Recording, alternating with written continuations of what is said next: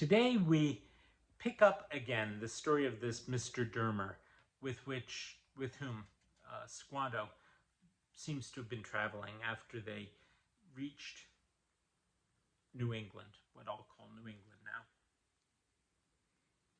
and how he came to be where he was.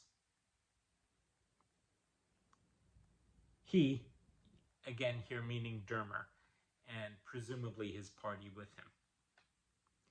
He was taken prisoner by the Indians at Manamoyac, a place not far from hence, now well known. He gave them what they demanded for his liberty, but when they got what they desired, they kept him still and endeavored to kill his men. But he was freed by seizing on some of them and kept them bound till they gave him a canoe's load of corn. This was Anno 1619. After the writing of the former relation, he came to the Isle of Capawack, which lies south of this place, on the way to Virginia. And the foresaid Squanto with him, where he, going ashore amongst Indians to trade, as he used to do, was betrayed and assaulted by them, and all his men slain, but one that kept the boat. But himself got aboard, very sore wounded, and they had cut off his head upon the cuddy of his boat, and had not the man rescued him with the sword.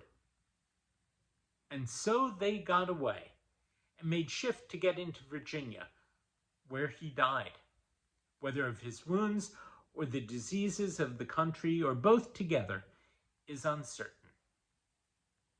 By all which it may appear how far these people were from peace, and with what danger this plantation was begun, save as the powerful hand of the Lord did protect them. These things were partly the reason why they kept aloof and were so long before they came to the English. Another reason, as after they themselves made known, was how about 3 years before a French ship was cast away at Cape Cod, but the men got ashore and saved their lives and much of their victuals and other goods.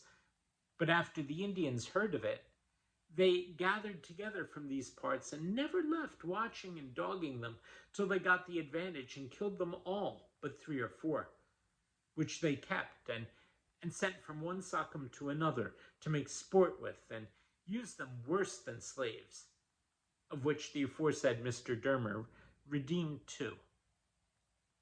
And they conceived this ship was now come to revenge. Also, as after was made known, before they came to the English to make friendship, they got all the powhacks of the country for 3 days together in a horrid and devilish manner to curse and execrate them with their conjurations, which assembly and service they held in a dark and dismal swamp. It would be less than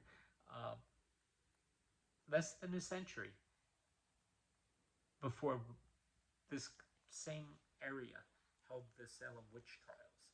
And you can hear the fear of demonic forces allied to their fear of the Indians. But to return. The spring, but to return is in the text, even though that's what I'm doing.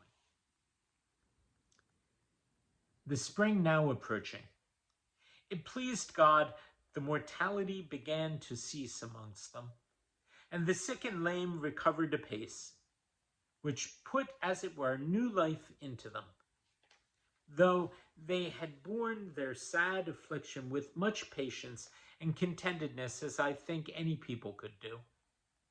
But it was the Lord which upheld them, and had beforehand prepared them, many having long borne the yoke, yea, from their youth. Many other smaller matters I omit, sundry of them having been already published in a journal made by one of the company, and some other passages of journeys and relations already published, to which I refer those that are willing to know them more particularly. And being now come to the 25th of March, I shall begin the year 1621. Until the middle of the 1700s, New Year's Day was March 25th,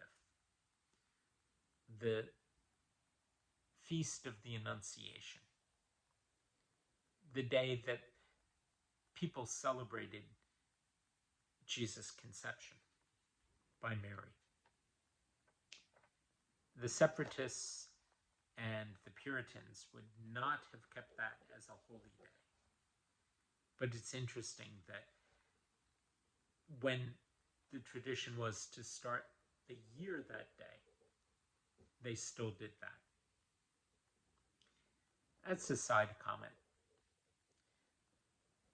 We'll pick up tomorrow in the new year, and I'll see you then.